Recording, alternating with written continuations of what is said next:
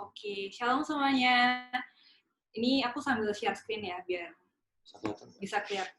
Aku sambil share screen biar kita sama-sama bisa. Bisa kelihatan nggak screen-nya? Aman ya screen-nya? Bisa kelihatan ya? Yes, aman. Oke, shalom semuanya. Terima kasih sebelumnya. I'm very honored, I'm very grateful buat dapat kesempatan ini. Aku bisa sharing mengenai perjalanan aku, kasih karunia Tuhan yang sampai hari ini saya merasa itu nggak pernah habis-habisnya, dan itu semua cuma karena kasih setia Tuhan.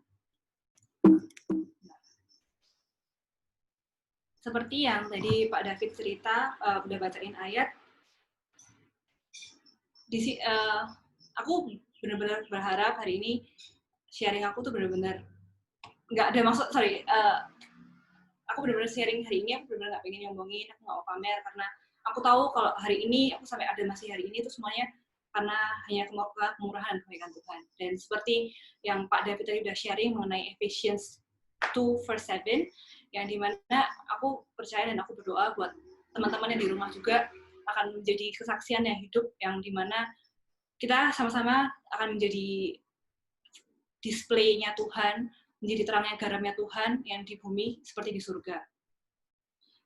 Kalau mengenai background saya sedikit, boleh cerita, saya bersyukur saya lahir di keluarga Kristen yang dimana sejak kecil, tadi Bapak Mama juga udah dengar mengenai sejak kecil saya sudah diajarin bagaimana kenal Tuhan, terus harus benar-benar melekat sama Tuhan, carilah dahulu kerajaan Allah dan kebenarannya, dan menurut saya itu suatu blessing yang dimana aku bersyukur banget bisa kenal Tuhan sejak aku kecil. Dan salah satu tokoh penting, salah satu orang yang benar-benar mengaruhi penting dalam hidup aku mengenai kekristenan atau mengenal Tuhan adalah opa saya. Yang dimana opa saya itu kebetulan juga full time memberikan waktunya kepada Tuhan, yang benar-benar cinta Tuhan. Jadi opa sebelumnya adalah profesional juga, tapi saat Tuhan panggil dia, opa benar-benar menunjukkan contohnya real, itu benar-benar sosok yang takut akan Tuhan dan benar-benar memberikan waktunya untuk Tuhan. Maka dari itu dulu opa adalah penginjil yang salah satu orang yang benar-benar yang berpengaruh buat aku, perjalanan aku adalah opa saya, yang benar-benar saya melihat opa adalah seseorang yang real life example, dia benar-benar showcase hidupnya untuk Tuhan.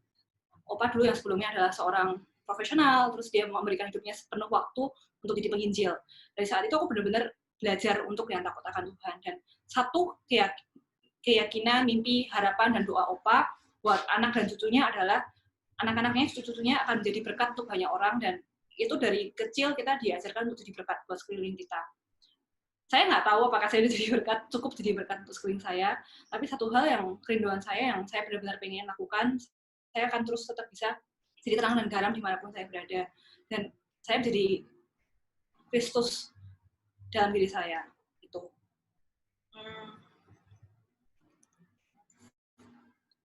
Ini sedikit tentang saya. Nama saya Nindita Pradana Suteja. Saya lahir dan besar di Solo. Jadi saya orang Wong Solo, kayak Pak Jokowi dan beberapa orang lainnya, adik saya juga sama orang Solo.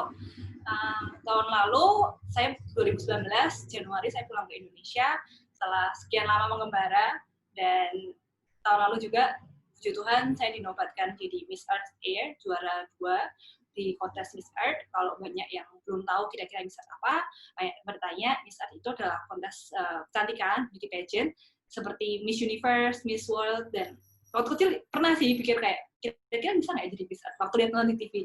Dan tapi sebenarnya nggak pernah kepikir mau jadi Miss Earth, tapi ternyata nggak nyangka juga tahun lalu Tuhan kasih kesempatan, dan itu benar-benar nggak mungkin, tapi itu karena karunia Tuhan dan anugerah Tuhan aja saya bisa menjadi Miss Earth. Dan mengenai pendidikan sendiri, saya sudah menyelesaikan pendidikan S1 saya di Kanada, itu dengan predikat cum laude dari York University yang merupakan top 10 university di Kanada, dan sementara untuk business school-nya sendiri adalah nomor 1. Looking back, perjalanan saya di Kanada itu benar-benar sangat-sangat tidak mudah karena saya menyelesaikan pendidikan dalam 20 bulan, yang itu struggles, ups and downs, lembur, dan tapi saya tuh juga ada yang stres banget, udah kayak mau menyerah, tapi benar-benar itu semua hanya kasih karunia Tuhan, dan kami bisa melewati hal itu tuh benar-benar cuma anugerah yang Tuhan berikan.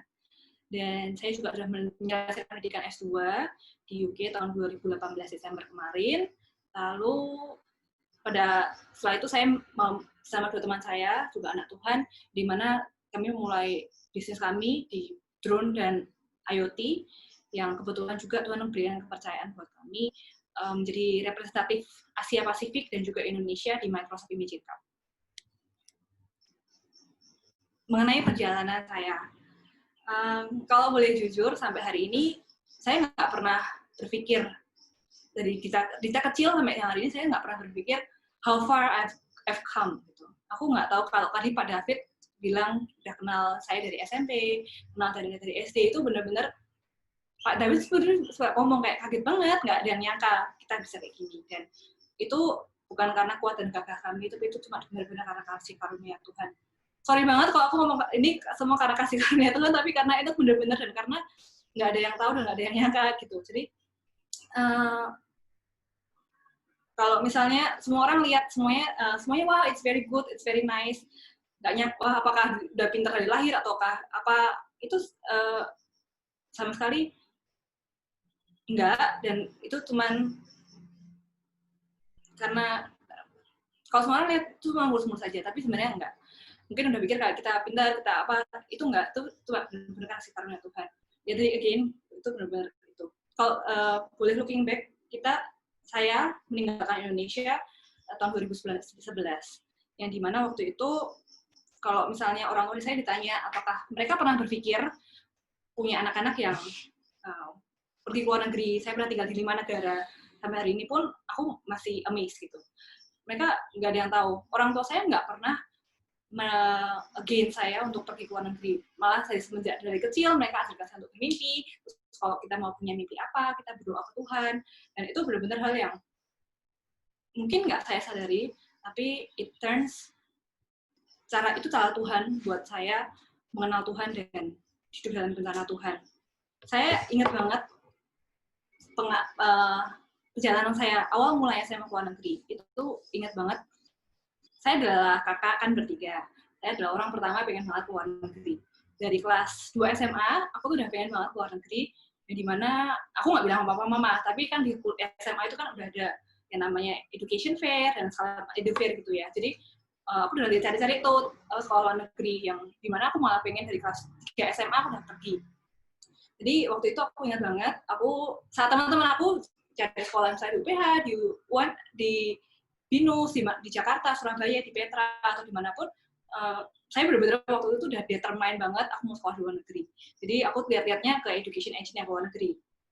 Waktu itu awalnya saya berpikir pengen banget ke China, karena ya nggak begitu jauh, terus juga kurang lebih biaya hidupnya sama, terus kayak katanya China bakal maju, terus juga keren kali ya bisa ngomong Mandarin gitu. Tapi saat itu udah research, aku udah tentuin sekolah, aku udah pengen banget ke sana.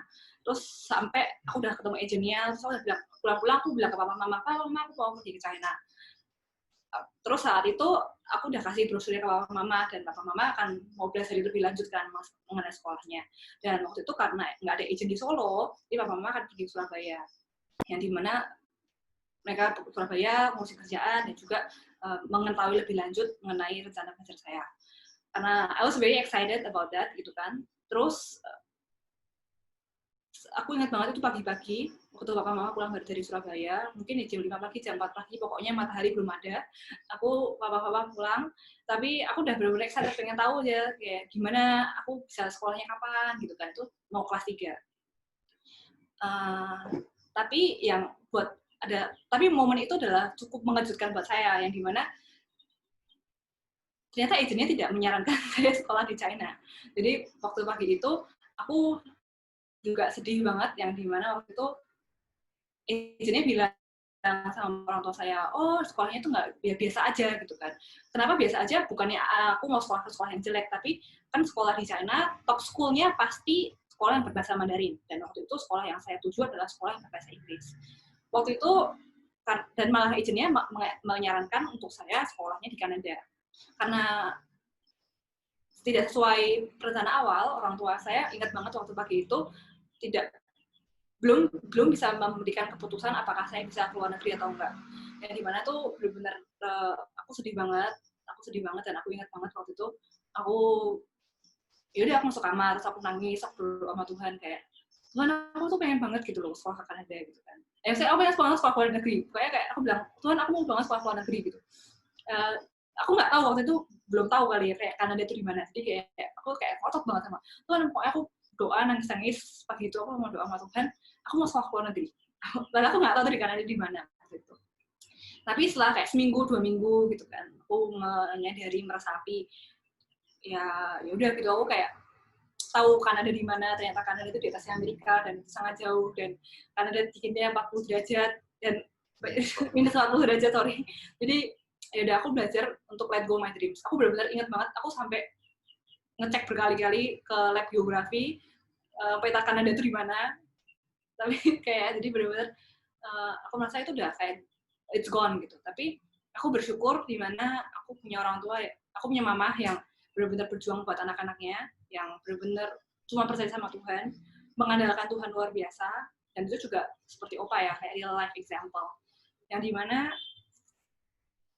mama yang usahain semuanya sampai hari aku mau berangkat itu aku benar-benar nggak nyangka, nggak tahu aku bakal mau berangkat tuh aku juga kayak nggak tahu, aku diem-diem aja, nggak berani tanya papa mama gitu kan. Semuanya disuruh siapin akte buat ngurus visa, buat siapin kakak, nitip apa, aku benar-benar ikut aja. Yang dimana aku nggak tahu itu, tapi sampai benar-benar sampai hari aku berangkat, ya semua jalan begitu cepat dan aku cuma tahu itu karena kasih karunia Tuhan dan orang tuaku fight for me gitu, berusaha buat aku. Sampai aku di pesawat, sampai aku nyampe, sampai aku di Kanada pun itu kayak mimpi, kayak benar-benar mimpi, karena aku benar-benar nggak pernah nyangka. Aku cuma pernah keluar negeri waktu itu mungkin di China sama Singapura, tiba-tiba aku pergi ke Kanada, sekolah di Kanada, tinggal di Kanada, dan ternyata aku di sana dari 2011 sampai 2016. Jadi ternyata, tapi itu di sana aku benar-benar gak nyangka, itu proses Tuhan yang mana aku bersyukur adalah aku bisa mengenal Tuhan, perjalanan aku sama Tuhan yang benar-benar pribadi.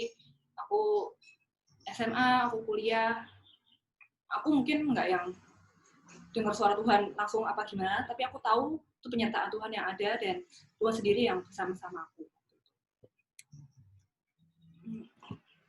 Waktu nyiapin sharing ini, aku nggak tahu kenapa Tuhan tuh ngasih ayat ini lagi, yang mungkin banyak orang udah tahu. Adalah Amsal 1:7, yang udah sangat-sangat terkenal, yang mamaku tadi juga ngomong, dan ternyata tuh nancep di otak ya, yang itu waktu saya sekolah juga ayat hafalan sekolah. Amsal 1:7 adalah takut akan Tuhan adalah permulaan dari pengetahuan. Dan but fools despise wisdom and instructions. Yang semua orang pasti udah tahu, tapi yang agak nggak nyangkanya, yang Tuhan open up itu buat aku, yang Tuhan bukakan itu adalah yang ternyata ayat 8-nya. Ayat 8-nya adalah, listen my son, to your father's instruction, do not forsake, and your mother's teaching. Jadi benar-benar, ternyata satu tuh takut akan Tuhan, tapi yang lanjutannya itu adalah sikap hati kita, perbuatan kita, sikap seorang anak pada orang tua. Jadi aku benar-benar nggak nyangka, dan ternyata itu tuh berhubungan takut akan Tuhan, hikmat, dan juga ternyata itu kita bisa dapatkan di keluarga. Karena sebelumnya tadi Pak David juga sharing tentang, kalau bisa tentang kita, we wanna bring up theme of topiknya tentang keluarga, dan aku benar-benar nggak tahu sih sebenarnya kayak Amsal 1 ayat 7 sama 8 itu nyambungnya ke keluarga, tapi ternyata Tuhan bukakan, dan itu tuh satu kesatuan. Jadi lanjutannya adalah respon hati kita sebagai seorang anak dan pada orang tua kita, gimana kita dengar orang tua dan sebagainya. Slide berikutnya adalah saya tentang parents and children's role. Dulu saya sering banget dengar Tuhan itu ke dunia, ada yang ngomong ya sama saya, Tuhan ke dunia ini itu nggak ciptakan sebuah agama, negara, atau gereja, tapi satu-satunya organisasi yang Tuhan siapkan itu adalah sebenarnya keluarga. Jadi kalau aku seorang pribadi sih, aku tuh sayang banget, aku emang family person, aku family oriented banget, jadi aku bisa bayangin, aku tuh pengen banget keluarga aku happy, aku pengen banget, kalau tanya apa yang buat kamu happy, aku lihat keluarga aku happy, aku lihat mama aku happy, lihat adikku happy, just as simple as that. Terus dan aku benar-benar pengen semua keluarga itu rukun dan bahagia dalam Tuhan. Dan kalau aku dengar cerita temanku kayak, oh dia berantem sama orang tuanya, dia nggak dekat sama orang tuanya, atau dengar orang ya kayak keluarganya nggak harmonis, aku tuh sedih. Nah, aku bayangin, itu aja hatiku ya seorang kita, apalagi itu hati Tuhan. Tuhan pengen banget pasti anak-anaknya satu dalam satu kesatuan. Aku nggak bisa bilang kalau keluargaku tuh keluarga yang sempurna. Kita nggak pernah berantem, kita happy terus, itu totally like that. Kita juga pasti ada disagreement, kita ada discussion, kita ada juga yang berantem-berantemnya juga. Tapi satu hal yang aku bersyukur, yang tadi mungkin flashback ke foundation dari Opa, dari Oma, dan juga Papa, Mama yang ada ajarin ke kita selalu adalah let God be the center of our family. Jadi benar-benar Tuhan tuh center of everything. Saat kita nggak yakin apapun, kita balik lagi ke Tuhan karena Tuhan itu adalah pokok anggur dan juga our anchor of our life. Kalau tadi aku buat 2 kolom sini about I'm thankful that my parents kenapa dan I'm trying my best that for my parents apa. Di sini aku cuma pengen sharing kalau di satu family itu adalah mutual efforts, adalah aku sebagai anakku harus gimana, seperti tadi yang di Amsal 1 ayat 8, itu tuh ada anak tuh harus kayak gimana, di Ten Commandments juga kan, gimana kita seorang anak itu harus hormati orang tua, gitu kan. Dan sementara aku merasa juga, aku bersyukur banget di mana orang tua aku itu selalu support aku, mereka selalu berdoa buat aku, dan mereka selalu ngajarin aku, mereka adalah, Tuhan adalah foundation of everything. Mereka juga selalu mengizinkan aku untuk explore apa yang aku suka tentang dunia, dan juga mengizinkan aku untuk melihat hal tersebut. Tapi satu hal yang aku sangat salut dari mereka, walaupun mereka mengizinkan aku untuk explore semuanya, mereka selalu mengingatkan aku tentang Tuhan, dan juga mereka punya satu hati yang gimana mereka mau mendengar. Sebagai orang tua tuh sulit banget ya buat mendengarkan, mereka pasti lebih experience pada kita. Tapi aku bersyukur orang tua aku selalu mau belajar untuk mendengar tentang kita tuh apa opini kita, bagaimana, dan dari situ aku merasa jadi hal yang lebih sehat, yang dimana kita nggak ada ngambek-ngambekan, kita share, kita bertukar pikiran. Dan last but not least, aku tuh benar-benar bersyukur kayak Tuhan kasih adik-adikku lewat my parents, karena aku merasa keluarga itu benar-benar yang main role, dan aku punya adik-adik yang benar-benar support aku, mereka suka berdoa buat aku. Kalau tadi aku look back mengenai perjalanan aku, real life examples-nya, aku setiap kali aku mendarat suatu negara, foundation, aku nggak tahu what's my plan, karena aku nggak tahu bagaimana. Foundation yang orang tua aku ajarin adalah kayak, itu aplikasinya banyak banget, tapi satu hal yang aku selalu lakukan, aku selalu mengawali perjalanan aku sama Tuhan. Once I've been to 5 countries, aku dulu tinggal di Kanada, aku tinggal di Taiwan, UK, Australia, di Singapura. Setiap kali masuk satu negara, there are so many uncertainty. Tapi aku bersyukur aku punya Tuhan, yang dimana saat setiap kali aku berangkat, setiap kali aku mendarat suatu negara, aku selalu berdoa sama Tuhan. Aku berterima kasih buat kesempatan itu, dan walaupun aku nggak tahu what's gonna happen next, tapi aku cuma minta Tuhan yang berjalan sama aku, karena aku nggak mau berjalan kalau nggak ada Tuhan. Dan setiap kali aku harus pergi dari tempat itu, aku akan bersyukur, aku berterima kasih semuanya yang baik dan tidak baik. Aku cuma berdoa supaya Tuhan kasih hikmat buat aku, buat next moving forward-nya gimana. Dan as a kids, as a child,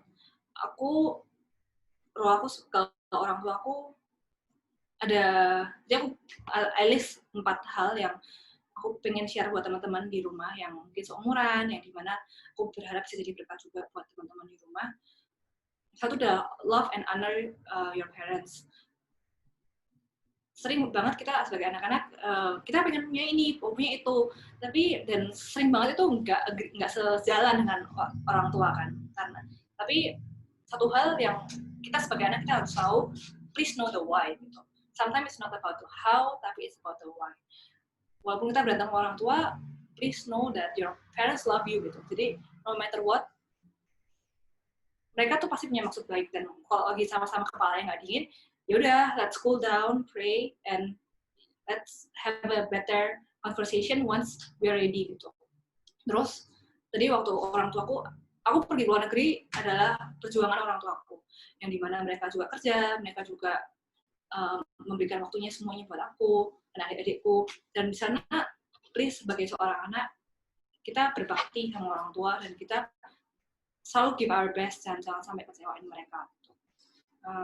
Terus the third thing yang I can do, I'm trying my best to do, aku pengen jadi kakak yang baik, jadi contoh yang baik buat adik-adikku. Dan yang terakhir, sebagai anak, kita juga belajar untuk mendengar orang tua kita, sebagai seorang anak, sebagai seorang teman, dan seorang partner. Dalam kita mau bantu orang tua kerja, atau segala macam, pasti semua orang tahu lah, sama orang tua tuh nggak semuanya mulus kan, tapi ya let's try untuk itu sih. Kalau dari aku again pengen cerita these two columns, kenapa? Karena aku cuma pengen ngingetin, kalau di dalam keluarga kita itu, kita butuh mutual effort antara anak dan juga orang tua. Dan tadi last thing, aku cuma mau ngingetin, let's make Christ as the center of our family, dan juga supaya kita show love to each other, to family, juga to surrounding, supaya kita jadi berkat. Terima kasih. Wow, thank you Dita, thank you. Bener-bener yang tadi Dita bilang kasih karunia gitu. Karena semua memang kasih karunia tuh dikasih cuma-cuma, cuman pasti bagian kita tuh untuk ngeresponin ya, butuh untuk kita ngeresponin kasih karunia. Makanya bukan artinya kita males-malesan ya, cuman harus ngeresponi ya. Dan itu yang tadi aku benar-benar suka juga, fondasinya sama, fondasi selalu Tuhan. Di setiap kita juga fondasi Tuhan, tapi pasti aplikasi beda-beda sesuai dengan journey masing-masing. Thank you Dita. Nah, next-nya nih, ini juga kalau dilihat prestasinya agak-agak membingungkan. Parama Pradana Suteja ini dulu dia S1-nya di Berkeley, California. Terus itu aja kayak udah wow gitu. Dan sempat kerja di mana-mana juga, di Jepang juga. Terus udah gitu mau S2, dapet 11 beasiswa. Dan yang akhirnya dia pilih satu universitas yang wow banget, yaitu Harvard. Nah, biar Paramanya aja silakan cerita. Halo teman-teman, I'm very excited bisa ketemu banyak teman-teman di sini, dan I'm very honored juga bisa diberi kesempatan untuk berbagi sama teman-teman. Kiranya sharing ini bisa juga bermanfaat dan jadi berkat buat teman-teman dan saudara-saudara sekalian. Well, mungkin perkenalan dulu. A bit about myself. Jadi aku kemarin kan daftar ke 11 universitas dan puji Tuhan sempat dapat 7 penawaran beasiswa dari 11 universitas tersebut. Jadi aku kemarin lulus dari Berkeley, ambil arsitektur dan jurusan minornya arsitektur, minor dalam bidang History and Theory of Landscape Architecture and Environmental Planning, panjang banget namanya. Dan puji Tuhan bisa dikasih dapat lulus high honors atau dapat magna cum laude, juga mendapatkan Eisner Prize for highest design achievement di Berkeley, jadi seperti penghargaan tertinggi di Berkeley dalam bentuk desain. Dan setelah ini saya mau melanjutkan sekolah di Harvard University. Sebelumnya itu saya juga sempat bekerja di San Francisco di Bolen Chiwinski Jackson, itu arsitektur company yang membuat rumahnya Bill Gates, Apple Stores, rumahnya Steve Jobs gitu-gitu. Dan juga kemarin sempat bekerja di Jepang di namanya Shigeru Band Architects di Tokyo. Itu merupakan sebuah firm arsitektur yang istilahnya dia menang Pritzker Prize, itu seperti Nobel Prize untuk arsitektur. Jadi itu juga sebuah mimpi yang awalnya saya kira, apa bisa kerja di situ. Dan ternyata diberi kesempatan Tuhan untuk bisa kerja di situ. Well, mungkin beberapa teman-teman ada yang pernah lihat saya mungkin dari Kompas atau detik.com tentang berita ini, tapi itu bukan hal yang paling penting. Yang paling penting itu adalah awal mula saya. Jadi perkenalkan teman-teman, saya kan Parama Pradana Suteja dan saya dari Solo. Saya waktu di Solo itu pergi ke sekolah nasional.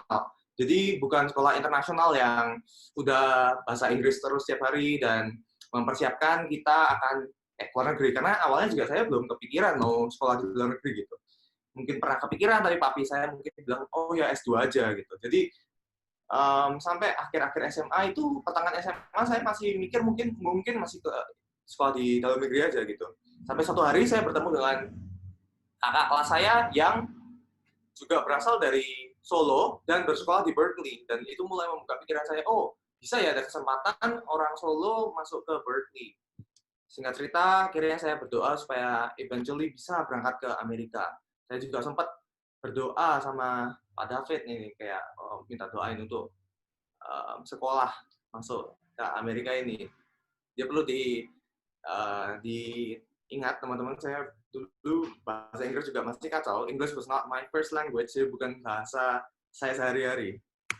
Nah, jadi setelah saya udah menentukan mungkin mau ke Amerika, saya sampai di suatu titik namanya state of uncertainty, atau kondisi di mana saya tuh masih tidak yakin juga mau jurusan apa. I did not even know what major I want to pursue in the college. Sampai saat itu saya ingat saya masih pernah doa sama Pak David Basuki, di mana ketika doa itu Pak David mengingatkan bahwa Tuhan bilang, kamu terserah mau ambil jurusan apa, nanti Tuhan akan menyertai kamu. Nah itu saat itu saya bingung gitu, kayak, oh kenapa ada orang kadang berdoa sama Tuhan, terus kadang diberitahu mau jurusan apa, tapi saya tidak diberitahu gitu kan. Saya, oh gini sih gitu ya. Jadi sampai saya pun ke Amerika masih bingung jurusannya apa. Saat itu saya ambil jurusan teknik kimia. Nah, saat saya di Amerika itu, saya mulai tertarik. Saya melihat kakak kelas saya membawa paket arsitektur, dan saya berpikir, oh kayaknya asik ya. Mungkin kalau gitu saya semester 1 itu akhirnya ambil 2 kelas teknik kimia dan juga kelas arsitektur. Nah, waktu itu saya masih belum paham perkataannya Pak David, di mana bilang kenapa saya nggak dikasih tahu sama Tuhan aja gitu jurusannya apa. Tapi setelah itu saya malah bisa bersyukur karena Tuhan memberikan kebebasan di mana saya boleh pilih jurusan apapun, dan Tuhan malah akan memberkati saya dalam itu. Itu malah menurut saya sebuah privilege, sesuatu yang saya anggap sebuah batu sandungan malah ternyata menjadi sebuah privilege untuk saya. Nah, ini salah satu ayat yang membuat saya teringat sama Tuhan. Jadi saya kan waktu itu kan khawatir mau jurusan apa, yaitu Yesaya 41 ayat 10. So do not fear, for I am with you. Do not be dismayed, for I am your God. I will strengthen you and help you. I will uphold you with my righteous right hand. Nah, dari ayat inilah yang membuat saya ingat bahwa saya itu tidak perlu khawatir, karena Tuhan itulah yang akan menjadi sumber kekuatan saya, dan akan memegang saya ketika saya tidak tahu mau kemana. Jadi ini timeline di mana urutannya, biar teman-teman kira-kira tahu urutannya gimana saya dari awal sampai keterima di Harvard. Jadi waktu itu saya SMA di Solo, saya masuk ke Diablo Valley College. Setelah masuk Diablo Valley College, saya transfer ke UC Berkeley dan lulus di UC Berkeley tahun 2018. Setelah saya lulus tahun 2018, saya bekerja di San Francisco dan di Tokyo setelah saya lulus itu. Dan akhir tahun kemarin sampai bulan Januari, saya mendaftar ke 11 sekolah. Awalnya daftar 11 sekolah itu ya karena saya nggak yakin bisa diterima di Harvard, MIT, dan banyak sekolah itu kan. Itu kan sekolah yang susah lah masuknya istilahnya. Jadi istilahnya saya mau mendaftar beberapa sekolah untuk alternatif. Nah, tapi puji Tuhan kali ternyata daftar 11 diterima 11. Dan 7 dari universitas tersebut menawarkan beasiswa. Nah, itu kan benar-benar sesuatu yang saya tidak bayangkan. Itu benar-benar berkat Tuhan, teman-teman. Kalau aku mau jelasin detailnya prosesnya gimana, mungkin panjang banget, tapi ya di sini aku mau cerita tentang bagaimana Tuhan bisa bekerja dalam hidup saya. Dan mulai Agustus ini, akhir bulan ini, saya akan memulai studi saya di Harvard University. Dan karena corona ini, jadi saya tetap belum bisa ke sana. Jadi semester ini seluruh pelajaran di Harvard akan online dulu. Oke. Tapi mungkin pertanyaan teman-teman, gimana Pak Rama ini kok bisa diterima di 11 universitas dan dapat 7 penawaran beasiswa? bahkan beasiswa di Harvard menawarkan beasiswa penuh, Columbia menawarkan beasiswa penuh, Princeton menawarkan beasiswa penuh, ada universitas kayak MIT menawarkan beasiswa 600 juta plus ditambah uang saku 75 juta per tahun. Itu kan sesuatu yang kadang-kadang juga saya tidak bayangkan. Nah, yang pertama, nah ini saya selalu diingatkan oleh ayat ini. Yakobus 2 ayat 20 bilang, faith without deeds is dead, di mana iman tanpa perbuatan itu mati. Jadi dari Yakobus 2 ayat 20 sampai 26 itu ya, itu membahas tentang kalau kita kan sebagai Christian, orang Kristen itu harus punya iman. Tapi kalau kita cuma punya iman dan tidak melakukan, ya sama aja. Maksudnya kita beriman nih, saya ingin masuk Harvard, tapi saya tidak ada tidak ada effort atau bukti nyata saya melakukan sebuah tindakan untuk bisa masuk ke Harvard. Nah, itu kan juga kosong istilahnya. Jadi penting banget teman-teman untuk yaitu berdoa dan berusahalah. Nah, jadi yang pertama ini ya teman-teman, berdoa dan berusahalah. Dan yang kedua, nah ini juga ini selalu diingatkan sama orang tua saya. 1 Korintus 15 ayat 33, do not be misled, bad company corrupts good character. Jadi pergaulan yang buruk merusak sifat yang baik. Mungkin pernah dengar ya ayat yang ini. Jadi penting banget. Saya merasa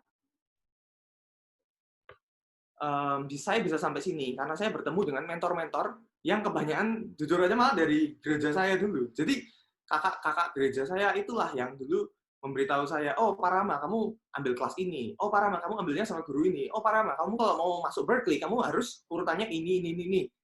Jadi ketika kamu memiliki lingkungan yang positif, lingkungan yang bisa membangun, apalagi bisa mendukung kamu saat iman kamu down atau sedang pada bagian yang rendah, itu benar-benar akan sangat membantu kita dalam proses perjalanan hidup kita. Ada juga perkataan, you are the average of the 5 people you spend the most time with, atau kamu adalah rata-rata dari 5 orang yang paling banyak menghabiskan waktu bersamamu. Ini sebuah perkataan dari Jim Rohn, kalau saya tidak salah, dan dia mengatakan kalimat ini sangat make sense menurut saya, karena ketika kita memiliki lingkungan yang positif, otomatis kalian akan menjadi orang yang positif. Ketika kalian memiliki lingkungan yang rajin, kalian terpaksa jadi rajin, atau kalian juga menjadi rajin. Ketika lingkungan kalian buruk atau lingkungan yang tidak mendukung kalian, malas-malasan, ya otomatis juga jadi malas-malasan. Nah, ketika saya mau mendaftar ke universitas-universitas ini, saya memiliki sudah berusaha memiliki teman-teman di setiap universitas itu. Jadi kayak saya mau masuk Harvard, saya punya kenal orang di Harvard supaya bisa membimbing saya gimana sih sebenarnya supaya bisa masuk Harvard ini. Saya mau masuk ke MIT, saya tanya sama kakak kelas saya yang pernah masuk MIT, gimana sih kak supaya bisa masuk MIT. Jadi benar-benar 1 Korintus 15 ayat 33 ini penting banget. Bad company corrupts good character. Lingkungan yang buruk merusak kebiasaan yang baik. Dan salah satu pesan saya yang terakhir ini adalah 1 Korintus 10 ayat 31. So whether you eat or drink or whatever you do, do it all for the glory of God. Jadi yang ketiga ini adalah melakukan segala sesuatu yang kita lakukan untuk kemuliaan Tuhan. Nah, jadi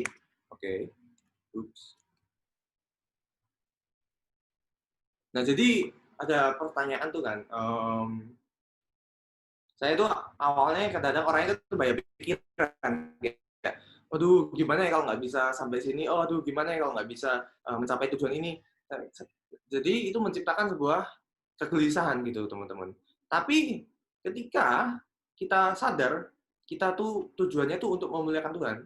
Misalnya ya, kebanyakan orang, kalau saya sendiri pun tujuannya tuh dulu mikirnya sukses, supaya sukses. Bukannya salah untuk memikirkan untuk tujuan sukses, tapi kalau tujuan kita tuh cuma sukses, sebuah kesuksesan yang besar, kita tuh tidak akan pernah puas. Tapi ketika kita tujuannya untuk memuliakan Tuhan, hati kita tuh bisa damai, teman-teman, atau bisa content. Jadi kayak be content. Maksudnya ada rasa bersyukur untuk memuliakan Tuhan.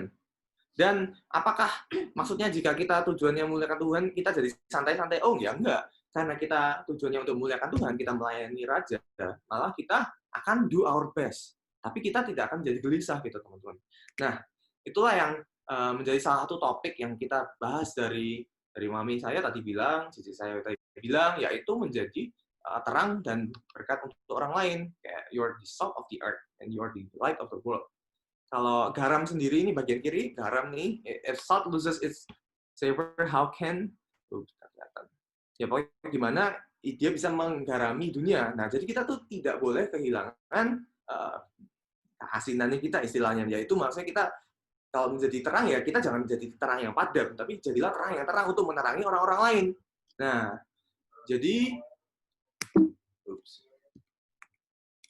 kira-kira itu dari saya, be the light and salt for others. Jadi jadilah garam dan juga terang untuk yang lain. Wow, thank you so much Pak Rama. Itu keren banget sih. Apa ya tujuan yang jadi tujuan kita gitu. Kalau misalnya cuma sukses ya kita nggak akan konten, dan gimana cara kita untuk mau ngelakuin yang terbaik tuh dengan motivasi yang benar gitu. Aku pernah dengar salah satu orang bilang gini, excellence is driven by joy, while perfectionism is driven by fear gitu. Ketika kita mencoba untuk jadi yang kayaknya mau paling sempurna itu karena kita ada takut gitu, dan beda tipis gitu. Tapi ketika drive-nya kita sukacita gitu, tahu dari mana kita berangkat, itu kita akan do everything with excellency gitu, benar-benar semua jadi excellent. So, thank you banget once again, dan kayaknya banyak banget pertanyaan nih. Walaupun nggak muncul di kolom chat, banyak pertanyaan dari saya. Mungkin ada lagi ada yang mau bertanya, atau nih kayaknya Babe udah buka mic sendiri dia. Silakan, Be. Oke, jadi ya mungkin buat Anindita dan Pak Rama nggak biasa ya sama Bu Patwa dan Pak Hendrikus, saya suka dipanggil mereka ini Babe, ya kan. Ada yang manggil Om Babe malah, ya kan. Ada yang Pak Babe, ya udah apa aja lah pokoknya. Nah, satu hal saya tadi cuman ada gini, Dita pernah cerita tadi tentang menang Microsoft Imagine Cup. Ini waktu Dita ikut, saya dikasih tahu mamanya. Saya bingung pertama. Saya Google, ya kan. Akhirnya saya lihat, namanya aja Imagine Cup. Wah, ternyata kayaknya imajinasi aja dikasih penghargaan ya. Lah ini tolong Dita boleh cerita nih dikit nih. Soalnya waktu Anda ikut ini, saya ikut dakdikduk jujur aja. Ya, ikut senang istilahnya bergelora. Dan ikut ngotot berdoa, ya kan. Bener-bener deh. Ceritain dikit dong, ini pertandingan apa sih sebenarnya? Ya kan. Terima kasih buat pertanyaannya Om. Microsoft Imagine Cup itu sebenarnya lomba dari Microsoft. Semua orang tahu Microsoft, Bill Gates yang orang salah satu top di dunia teknologi.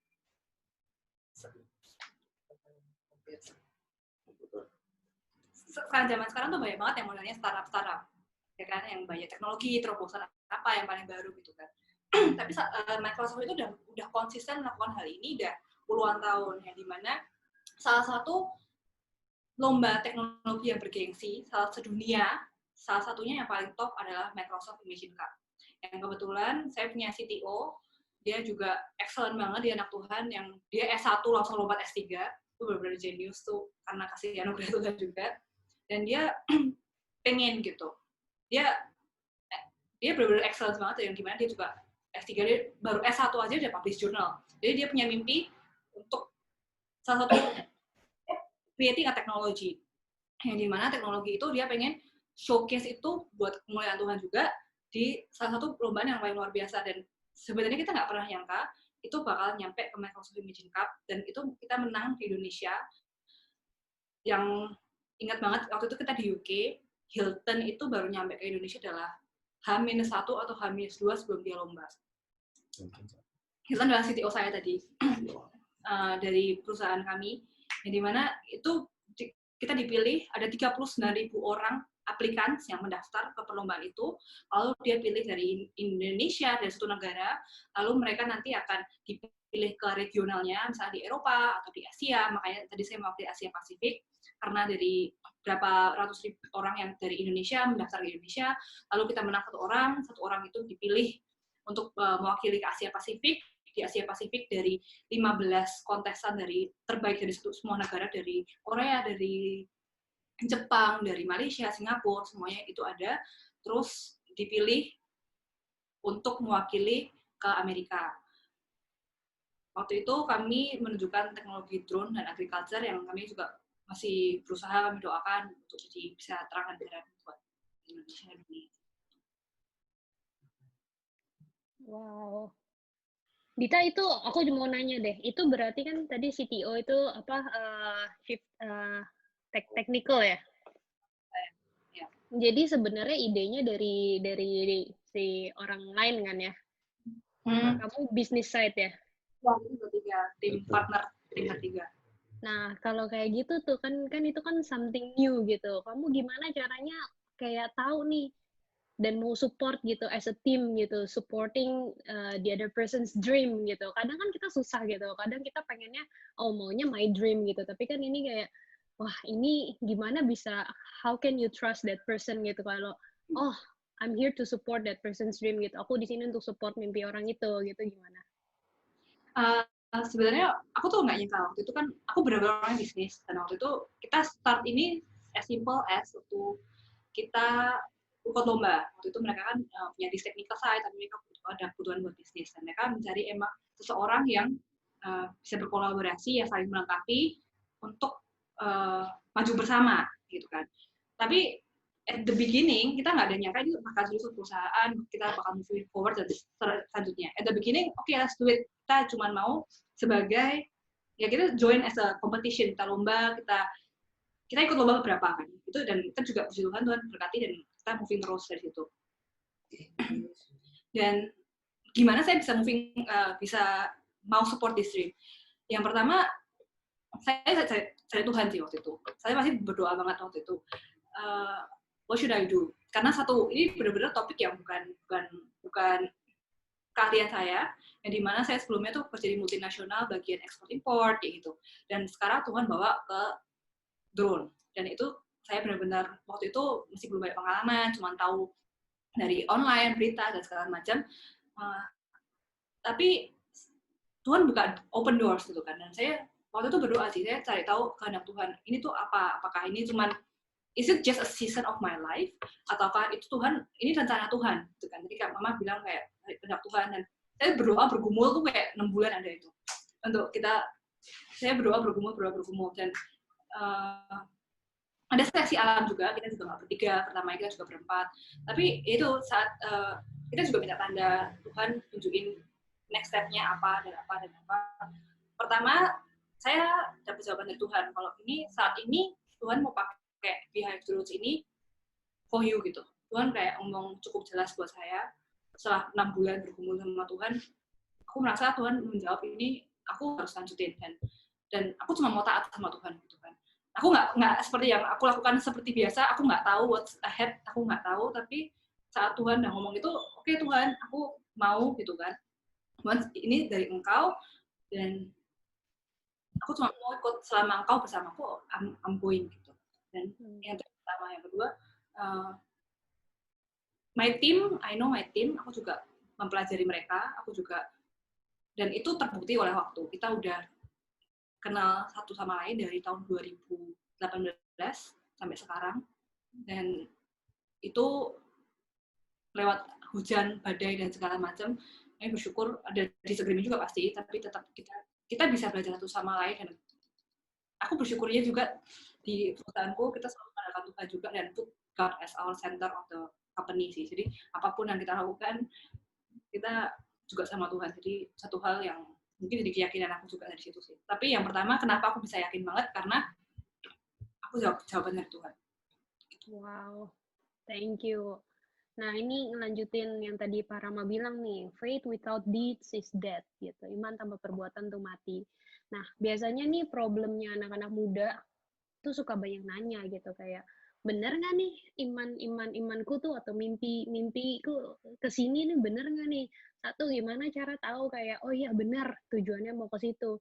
Dua, kalau misalnya itu di tengah jalan gitu, kayak lagi ketemu susahnya gitu, itu gimana sih gitu? Kan banyak yang ini boleh dijawab dua-duanya ya, terserah gitu. Cuman banyak kan yang kadang kita juga maksudnya suka dengar gitu, generasi milenial ini generasi yang apa ya namanya, cepet nyerah lah segala macam, tapi sebenarnya enggak gitu. Justru gimana encourage yang lain juga waktu di tengah jalan juga kayaknya susah. Tadi kan juga dibilang kan cum laude tuh sempet stres banget gitu. Bukan yang kayak wah aku udah jenius terus tiba-tiba jeder cum laude, pasti kan semua ada usahanya. Nah itu gimana sih, gimana tahu iman kita itu benar, mimpinya benar, dan gimana cara handle hard situations.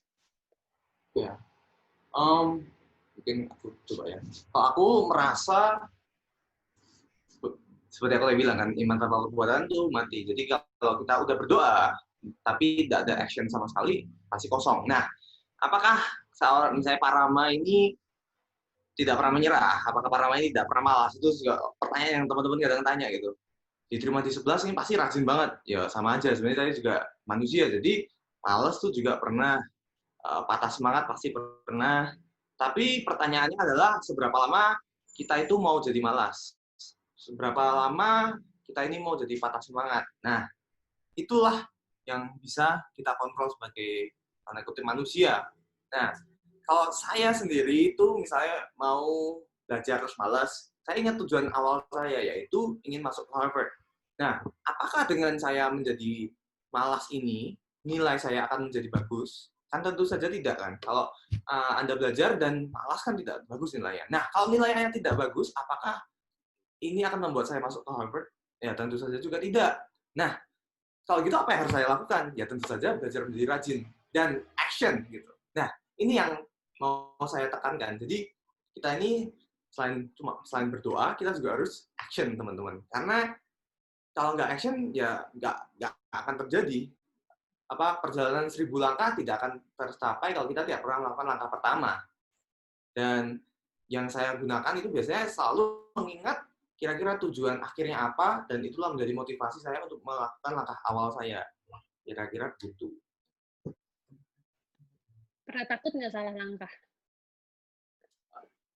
Pernah. Tapi melangkah aja gitu ya intinya ya? Ya, harus. Kalau saya sih dikaji dulu, lalu dieksplor. Karena kadang-kadang kita tidak akan tahu kalau tidak pernah mencoba. Kalau saya tidak pernah mendaftar ke 11 universitas itu, ya saya tidak akan diterima pasti. Padahal kan itu juga menakutkan mendaftar ke situ. Apakah bisa, apakah ditolak, gitu kan. Makanya prosesnya panjang, tapi kalau kita tidak pernah action, pasti hasilnya nol. Gitu. Kalau Dita gimana? Gimana tahu kayak yang tadi dibilang kan, oh ya semua kan pasti berdoa dulu. Tapi gimana tahu, oh ini kehendaknya Tuhan atau gimana gitu?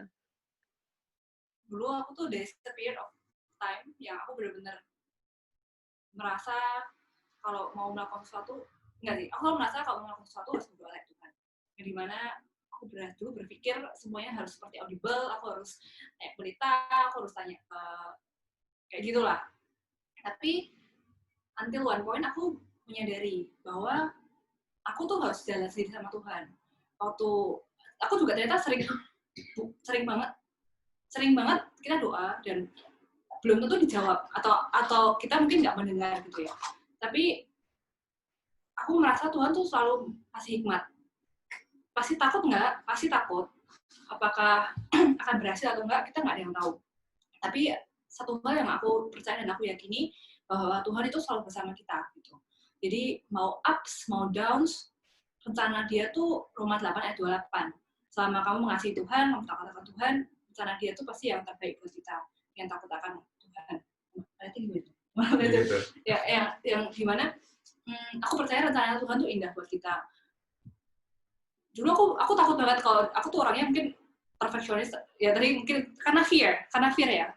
Jadi ditanyakan karena kamu perfeksionis, kenapa kamu takut salah, kamu takut kalau salah aku harus redo lagi, what's gonna happen next, aku nggak tahu gitu kan. Tapi dari point of life, aku juga bertanya-tanya sama Pak David, what if I'm wrong gitu kan? Apakah Tuhan bakal hukum aku? Tuhan akan kayak bangsa Israel aja gitu, mungkin kayak Tuhan bangsa Israel salah, terus dia pukul 40 tahun, terus aku nggak mau kayak 40 tahun aku bakal ngapain. Tapi ternyata aku juga belajar bahwa Tuhan itu seorang Bapa yang baik, Bapa yang mengasihi aku, yang dimana dia selalu menuntun aku gitu ya. Jadi mungkin dari pertama yang aku takut, aku bakal dihukum atau segala macam, terus aku menyadari bahwa Tuhan adalah Bapa yang baik, Tuhan Bapa yang mengasihi, yang nggak pernah meninggalkan aku, dan saat itu aku tetap cari kehendak Tuhan, aku tetap belajar, walaupun aku udah nggak yang kayak mendengar audible lagi kayak kamu harus A, kamu harus B gitu. Tapi aku rasa Tuhan bukakan jawabannya melalui banyak hal gitu kan. Saat kita seperti anak kecil lah, waktu anak kecil kamu makan permen, mama bilang nggak boleh gitu kan. Tapi semakin kita dewasa, kita harus semakin tahu hatinya Tuhan, kita tuh harus gimana, apa yang kita lakukan, ambil keputusan kayak yang Tuhan mau. Semoga menjawab. Yes, so good. Emang bener sih, karena semuanya pasti journey ya, relationship. Karena Tuhan itu justru Bapa yang pengen kalau Babe sering bilang gitu, main goal is relationship, methodnya is partnership gitu. Tuhan tuh Bapa yang selalu pengen kita juga, pengen trust kita juga gitu, bukan yang asal pokoknya kamu harus A, B, C, D, tapi bener-bener makanya dia kasih free will gitu, Bapak yang baik ya. Nah, terus ada pertanyaan lagi juga nih. Tadi kan Pak Rama sempat share juga tuh, kan dari Solo, sekolahnya juga bukan yang internasional ya, kalian berdua. Bahasa Inggris pas-pasan gitu. Gimana cara kayak break of limitation? Pernah nggak sih muncul kayak, aduh, nggak bisa nih, aku nih dari Solo nih, sekolah juga bukan yang internasional gitu-gitu. Terus gimana cara break of limitation itu kayak apa sih keluar dari situ? Oke. Well, kalau dari saya sendiri, saya merasa ya saya harus memiliki mentor. Jadi maksudnya istilahnya tuh orang yang bisa saya lihat yang menjadi inspirasi saya itu siapa. Dan juga kita harus banyak berdoa dan berserah sama Tuhan istilahnya. Jadi the ultimate mentor yang terbesar, terbaik dan yang paling tahu kita tuh Tuhan. Jadi having a relationship sama Tuhan tuh penting banget teman-teman.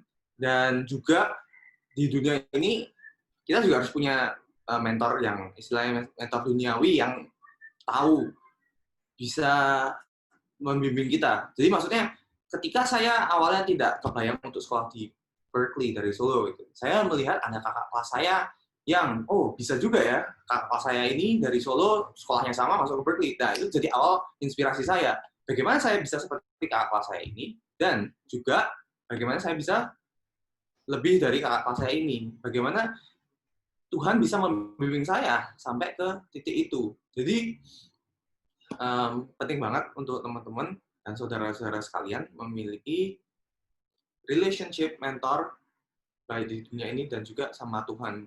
Hubungan sama Tuhan itu kuncinya. Nah, oke, nah kayak kalian tuh kan cum laude nih, dua-duanya nih, pokoknya banyak prestasinya. Itu pernah ini nggak sih kayak dari orang tua tuh misalnya paksaan atau apa? Kayak kamu harus ya, pokoknya harus cum laude, harus ini gitu. Dari kecil kita kayak diomongin, kita ranking. Adikku lebih ranking sih. Kalau adikku ranking 3 besar terus gitu. Kalau aku sih 10 besar gitu kan. Harus ranking, nggak dipaksa sih, nggak pernah dipaksa yang kayak kamu harus ranking, kamu harus ini, kamu situ. Tapi kita dipaksa untuk belajar. Jadi kalau dipaksa untuk belajar, outcome-nya ranking kali ya. Tapi kita dipaksa untuk belajar, kita dipaksa untuk mengeksplor dunia sih yang aku bersyukur, yang aku merasa tuh ya waktu itu aku mungkin nggak bakat gambar, tapi aku dari kecil diajarin gambar gitu kan. Mama dan papa selalu memberi kesempatan kita untuk belajar dan memaksa kita untuk belajar. Dari gambar, main piano, gitar yang walaupun mungkin tidak terlihat ada bakat-bakatnya, tapi tetap kita dipaksanya untuk belajar dan outcome-nya dipaksanya untuk belajar. Kayak mau nonton TV dipaksanya untuk belajar. Mungkin dibuat lifestyle-nya yang lebih belajar sih. Mungkin Anda bisa menambahin. Well, kalau dari aku sendiri, kalau papa aku lebih santai sih orangnya, kayak pernah bilang, kamu ranking 1, ranking 10, ranking 20, apa 30, ya kamu tetap anakku. Tapi kalau waktu sama mamiku dulu, SMA, pertama kali tahun pertama masuk SMA, aku ranking 2 dulu. Aku pulang seneng, nih aku dapat ranking 2. Mamiku cuma jawab, kok nggak ranking 1? Waduh, itu bener-bener nancap sih awalnya. Tapi setelah itu, kan SMA tuh 6 semester nih. Semester 1 kan ranking 2 nih, yang dibilangin, kok nggak ranking 1? Setelah itu ranking semester berikutnya ranking 1, ranking 1, ranking 1, ranking 1, ranking 1. Sampai lulus ranking 1 terus. Itu kombinasi yang baik sih. Harus ada yang push juga. Terkadang memang kita anak-anak tuh yang kita nggak mau akui itu emang kita tuh butuh di push gitu ya. Oh, tapi waktu tapi sama aku nggak tahu sih, mama nggak pernah nge-push aku pada ranking. Aku juga inget tuh yang apa, aku pernah dapat 4 geografi. So, aku bilang aku kayak pernah nangis lagi, dapat 4. Terus aku bilangnya itu sama ya, kayak kamu dapat 4 atau 0 satu pun aku tetap aku tetap anaknya papa gitu kan. Aku masih ingat banget. Terus tapi satu hal sih yang waktu lucu sih, kalau waktu aku malah SMA, kan aku SMA kelas 3 tuh udah pindah sih. Aku SMA kelas 3 udah pindah ke Kanada. Mungkin ini bisa nyambung sama yang tadi pertanyaannya Syria, yang gimana kamu break the limit. How do I break the limit? How did I break the limit? I push towards my limit gitu. I give whatever I can, whatever yang aku bisa. Aku ingat banget, aku nanti nyambung ya Ci, sambil jawab dulu pertanyaan. Aku ingat banget waktu itu aku pindah dari sekolah nasional SMA kelas 2 ke Kanada ke SMA kelas 3. Yang dimana aku mungkin tadi kan karena aku udah ngotot banget mau keluar negeri, aku nggak tahu. Terus aku balik lagi ke SMA kelas 3. Yang dimana tuh SMA di sana tuh ternyata susah ya gitu kan. Nggak mudah, yang mungkin dulu 1 minggu aku belajar geografi 3 kali 1 hari atau sejarah, terus baru 1 bab gitu kan. Kalau di luar negeri tuh nggak 1 hari itu 1 bab gitu kan. Itu waktu masih SMA tuh kaget banget gitu. Dan bahasa Inggris bukan bahasa pertamaku, terus waktu itu kan nggak sekolah bisnis doang kan, waktu itu masih SMA, jadi aku harus ambil pelajaran macam-macam dari sejarah, matematika, terus kimia, apapun yang dalam bahasa Inggris itu benar-benar stres banget.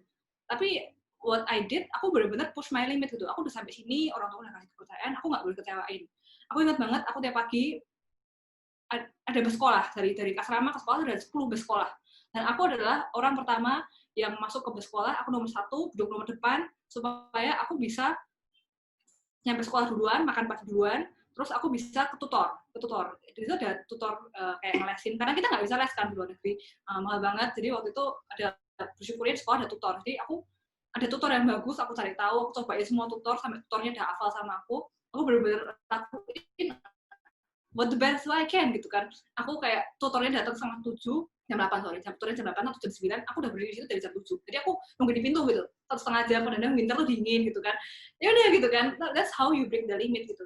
Ya melangkah, tapi ya it's a lot of downs-nya pasti, tapi ya that's how you break the limit. Once kamu udah break, itu bisa terjadi, dan ya kayak anugerah banget. Aku mungkin kalau ditanyain, kamu pernah IELTS kamu dapat berapa, Dita? Sampai sekarang aku nggak pernah dapat IELTS. Karena walaupun tadi ya, karena aku dapat nilai salah satu yang cukup tinggi di sekolah, yang dimana aku mendapatkan exemption dari university, aku bisa tanpa IELTS gitu kan. Tadi yang berhubungan tentang sekolah ya, tapi yang how to break the limit. Terus tadi pertanyaannya gimana? Orang tua saya pernah paksa nggak sih sekolah gitu kan? Apa dapat ranking atau segala macam? Yang surprisingly waktu aku di Kanada, malah orang tua saya itu nggak pernah nanya sih, tapi kayak jarang banget. Waktu itu kan masih HP-nya BlackBerry gitu kan, yang belum telepon dulu tuh ya, BlackBerry aja nggak ada telepon gitu kan, telepon setahun cuma 2 kali gitu kan. Terus kayak, tapi mereka enak nggak ditanyain, aku tanyain terus. aku nggak ditanyain ya sekolah kamu gimana, tapi aku merasa orang tua aku trust gitu loh. Waktu itu ada di fase sebagai anak, walaupun kita nggak ditanyain, kita juga harus menjaga kepercayaan itu kan. Yang dimana malah waktu nggak ditanyain itu, walaupun nggak ditanyain, agentku tuh ngirimin rapot terus, tapi nggak pernah dicek juga. Tapi jadi walaupun nggak ditanyain, aku cuma tahu satu hal yang aku nggak tahu kecewa orang tua aku, dan aku give the best gitu. Jadi mungkin dari sisi seorang anak pun ya kalau nggak usah dipaksa, ya kamu bersyukur aja gitu loh, malah kamu give your best gitu loh. nothing tulus regardless gitu, nggak ada yang tulus. Anyway, ranking atau nggak ranking itu buat diri kamu sendiri, bukan buat orang tua kamu. Wow, seru-seru. Nah, nih tadi kan ngomongin soal pergaulan yang buruk merusak kebiasaan yang baik.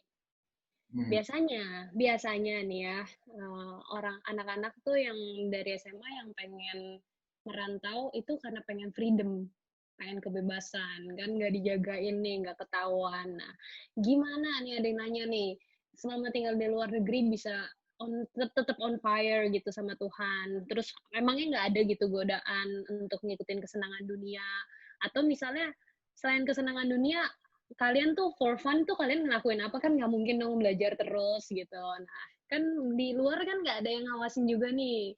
Gimana tuh?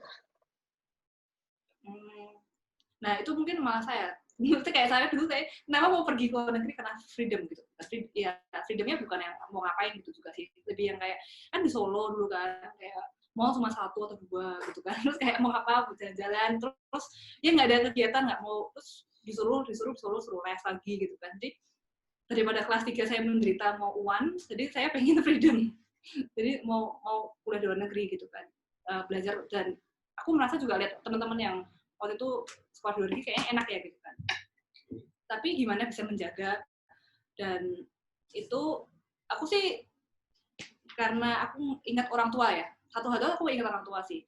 Dulu aku keluar negeri udah susah payah, orang tua aku kerja buat aku kerja keras, masa aku keluar negeri untuk senang-senang dan buat have fun, dan pulang-pulang nggak bawa hasil buat ngecewain dia gitu. Aku pasti nggak mau banget. Jadi kalau aku jawaban singkat adalah aku benar-benar ingat orang tuaku, dan aku nggak mau ngecewain dia. Aku ingat keluargaku, aku ingat Tuhan, dan aku juga dengan keputusan itu aku surrounded by komunitas yang sehat, yang kayak tadi Yana bilang. Jadi aku tuh kegiatannya weekend cuma menara doa, Bible study, gereja menara doa tuh cuma Sabtu Minggu tuh isinya cuma itu doang. Tapi kan komunitas juga kan, tadi kan ya you make friends, you very happy. Kalau aku ditanyain aktivitas aku senangnya gimana, ya itu. Tapi buat further, I think Dana punya example yang kayak benar teman-temannya yang kayak di masuk Cornell juga, itu adalah orang-orang sih kayak dia punya bisa explain further. Aku tadi cuma kayak kasih opening. Kalau dari sisi aku ada satu orang yang contohnya seperti itu, yang kayak pengen pergi keluar untuk cari freedom. Tapi setelah aku pergi, aku malah menyadari satu hal bahwa semakin jauh tuh makin kangen orang tua ya, jadi malah aku semakin menghargai family, dan dari perjalanan itu aku boleh dekat sama Tuhan, dan malah jadi percaya sama Tuhan. Well, kalau aku tadi pertanyaan kan kalau freedom biar nggak aneh-aneh gitu ya maksudnya. Well, kalau aku sih tetap ini sih, cari teman yang bisa be accountable with. Jadi maksudnya cari teman yang bisa kayak punya level iman yang sama, yang bisa membimbing kita secara spiritual juga. Jadi kalau saya pun setiap minggu tuh ya ketemu teman gereja, ada CG juga, dan dari itulah yang membuat kita tuh jadi teringat akan kasih Tuhan. Dan ketika kita teringat kasih Tuhan, kita memiliki relationship sama Tuhan, ya kita juga nggak akan aneh-aneh gitu loh. Nah, kan kayak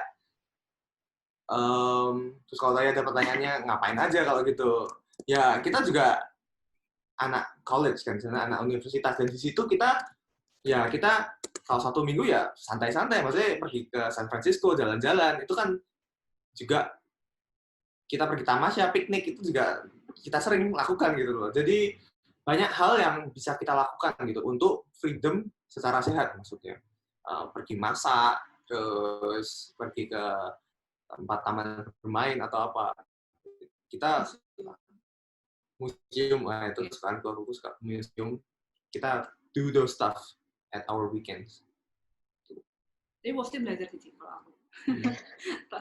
Aku belajar sama paling dan kalau aku sih sama teman lah gitu. Okay. Wow. Oke, nah terus tadi kan Dita kan mention juga nih bersyukur punya 2 adik, the best brothers gitu. Nah, kadang nih ya, nih kalian berdua dan ada satu lagi ya, itu kan prestasinya juga banyak gitu. Kayaknya stuck ya. Apa? Oke, udah on lagi ya. Hmm. Nah, itu gimana cara, maksudnya kadang kita tuh suka tanpa sadar kita suka compare gitu, kita suka bandingin diri kita sama teman-teman surrounding gitu, sama kakak, adik, apalagi ini kalau yang satu kayak wah dia masuk keterima nih beasiswa banyak gitu. Gimana caranya, maksudnya handle itu ya, gimana caranya selalu punya kepercayaan diri kalau semua orang di sekitar kalian itu udah amazing aja gitu. I see.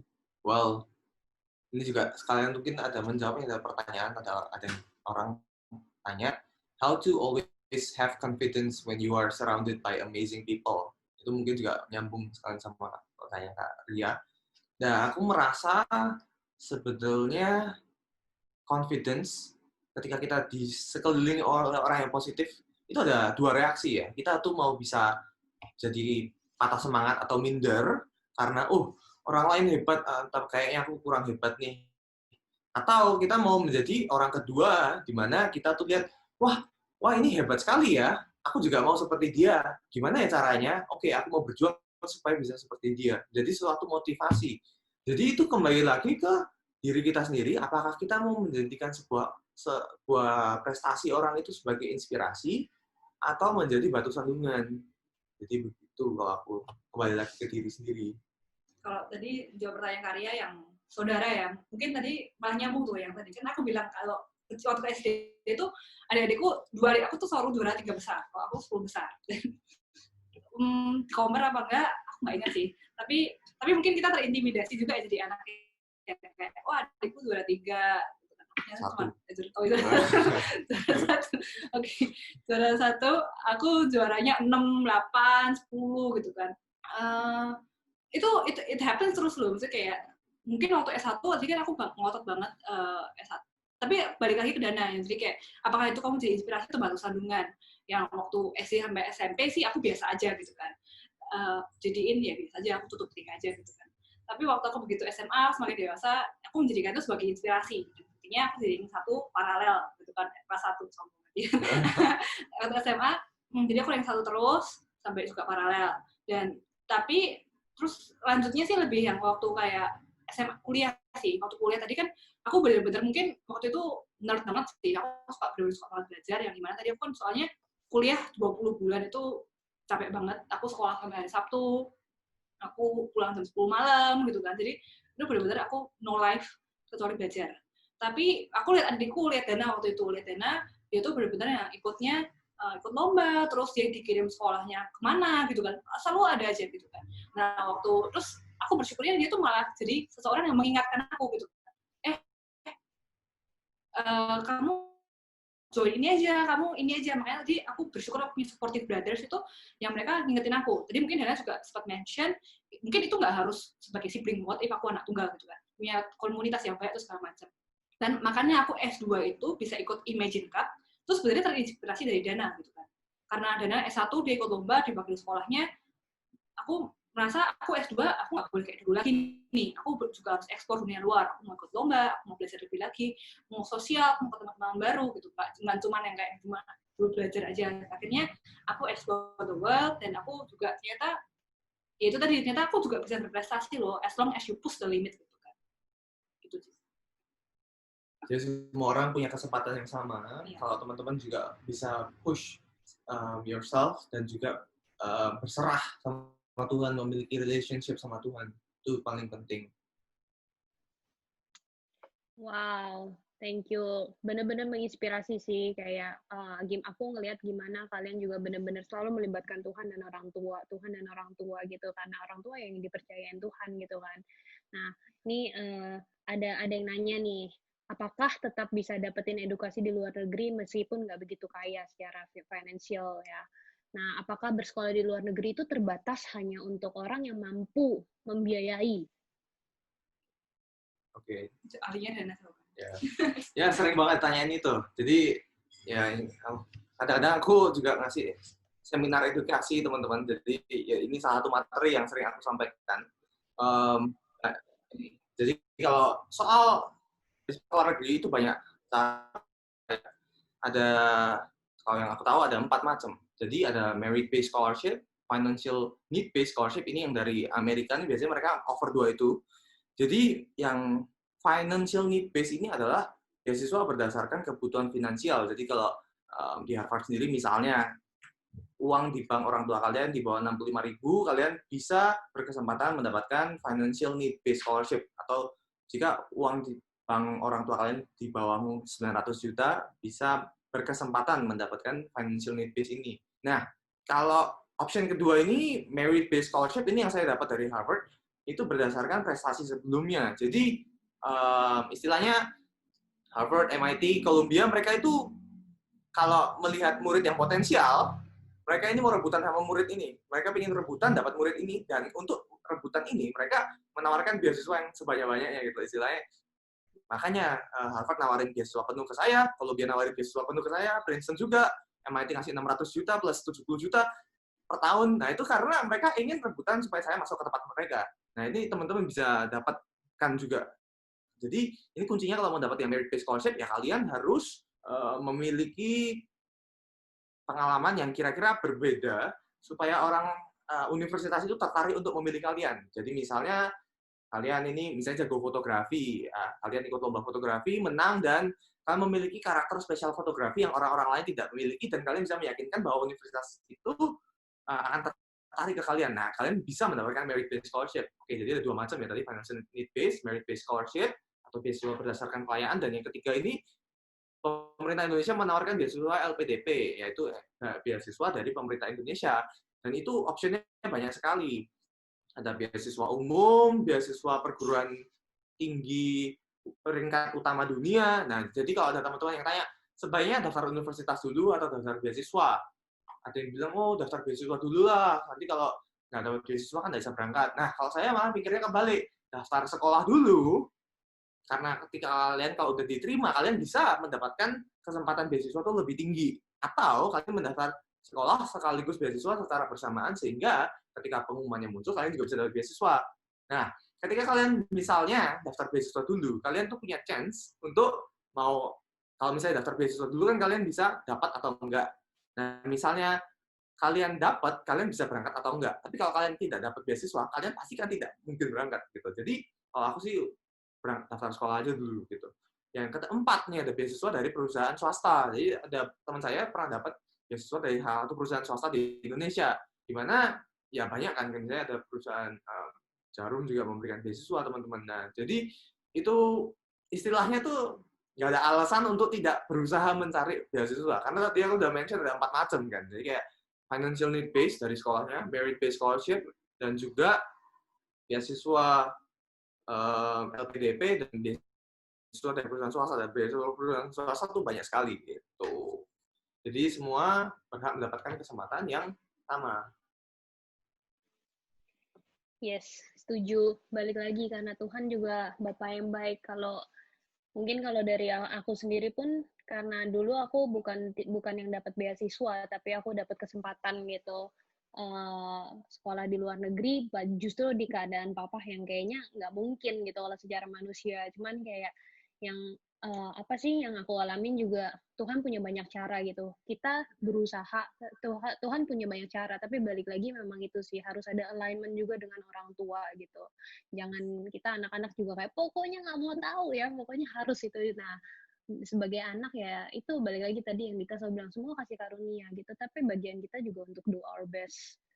Jadi yang benar-benar mereka lakukan juga itu gitu. Semua ya kita do our best gitu, as if we do it for God.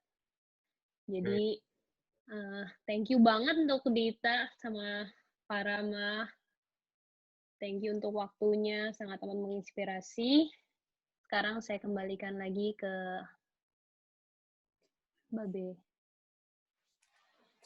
Oke, thank you buat Anindita dan Pak Rama, juga Ibu Padma dan Pak Hendrikus, juga Ria dan teman-teman yang lain, thank you. Nah, sekali lagi saya cuma mau nambahin, jadi ayatnya ada itu namanya for with God all things are possible. Jadi bersama Tuhan segala sesuatu itu mungkin. Jadi perlu ada kesepakatan dari pihak anak dan orang tuanya juga. Ya, ini saya bicara kalau keluarganya Kristen ya. Ya, kalau anaknya doang yang Kristen, nah anaknya yang perlu bicara sama Tuhan pribadi lebih kuat lagi. Ya, karena saya terlalu percaya bahwa Tuhan itu terlalu ajaib dan harus ada kesepakatan dan benar-benar alignment of the faith. Ya, jadi Ria sempat bilang karena waktu dia sekolah ke Australia itu kondisi saya adalah kondisi bangkrut, no income, hanya pelayanan aja murni. Tapi Tuhan itu ajaib. Oke, saya sekali lagi terima kasih atas nama keluarga Reva. Ya, mungkin ada lagi yang mau ditambahkan dari pihak Anindita dan Parama sebelum saya tutup. Tadi aku cuma mau ingat aja sih tadi yang nyambung pertanyaan yang gimana nggak minder ya. Aku satu hal juga mungkin sadar sih, kita tuh di dunia ini diciptakan sebagai anggota tubuh Allah kan, anggota tubuh Kristus yang dimana kita tuh punya peran masing-masing. Tuhan kasih kesempatan, Tuhan kasih tempat kita itu untuk shine, be the light of the world di tempat kita masing-masing, dimana Tuhan mempercayakan itu gitu. Jadi apapun kelebihan kekurangan kita, kayak Dana bilang tadi, let's do it for God gitu kan, as we do it for God. Dimanapun kita, yang penting kita diterang dan garam, dan menurut aku nggak perlu minder, nggak perlu apa-apa, just give our best gitu, karena kita ini anak Tuhan dan kita harus jadi berkat buat banyak orang. Dan kalau aku juga tadi kayak ngomong saya orang tua, aku nggak mau percaya Bapak aku di surga gitu kan, yang mereka kasih kepercayaan dengan apapun yang Tuhan berikan, kesehatan, keluarga, kesempatan menempuh pendidikan dan lain-lain, itu adalah sesuatu yang dari Tuhan, dan let's give our best gitu, dan nggak usah takut, nggak usah minder, karena semuanya punya perannya masing-masing, Tuhan punya rencana yang terbaik, dan jalan Tuhan tuh di atas jalan kita, dan nggak usah takut gitu, karena Tuhan tuh pegang tangan kita, Tuhan adalah Bapa yang baik, Tuhan yang mengasihi, dan kita percaya dan mengandalkan Tuhan aja. Karena kalau kita kerjakan bagian kita, nggak usah takut, karena Tuhan pasti kerjakan bagian Tuhan. Itu sih. Ya kalau dari aku apa ya, mungkin kita udah bahas tentang hubungan sama Tuhan itu penting banget, dan bagaimana iman tanpa perbuatan juga mati. Mungkin aku nggak bisa jawab semua pertanyaan di sini, tapi kalau teman-teman ada yang tertarik untuk technical question seperti sekolah di luar negeri atau apa, aku open buat teman-teman kalau mau tanya. Aku bisa tanya juga. I have my YouTube channel di Parama Suteja. Jadi situ aku mau kasih platform buat teman-teman kalau di situ aku menjelaskan langsung gimana cara aku dapat 11 itu lebih dalam hal teknikal. Jadi kalau teman-teman yang penasaran mau masuk Harvard atau mana, bisa juga di situ, atau bisa dari my Instagram Parama_PS, bisa tanya aku juga nggak apa-apa, dan semoga bisa menjadi berkat buat teman-teman semua.